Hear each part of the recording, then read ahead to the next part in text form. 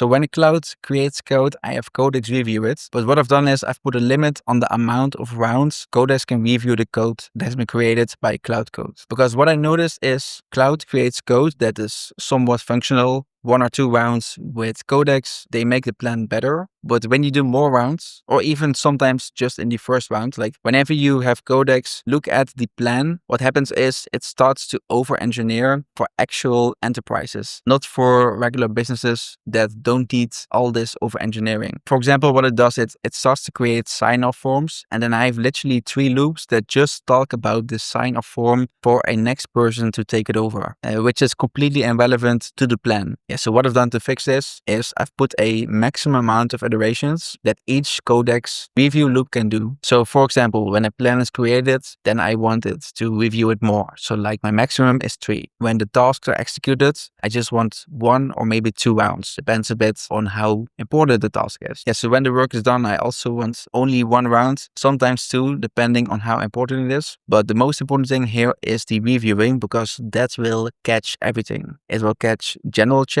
and it will catch the end-to-end flow. So a user that, for example, myself will go through. So in this case, Codex, I use it the most at the beginning when reviewing the plan. I just use it a little bit during the executing of specific tasks to steer the plan and steer the task in the correct direction without over-engineering. And at the end, I have the reviewing, which catches everything, no matter if I have reviewed the code with Codex, yes or no, if I've done 12 rounds, if I've done 2 rounds, doesn't matter, I catch it all with the reviewing. So the Codex reviews actually only have impact in how many review rounds or how many issues come up during the reviewing. So the balance here is being efficient with my tokens during the building and executing, and being efficient with my tokens during the reviewing. So that's actually a fun little insight I had. Anyway, this is how I do it in my current workflow. The workflow changes a lot, so it could be that next week it's something different, but for now, this is what works. Yeah, so if you have any other suggestions, let me know in the comments and I will see you in the next one.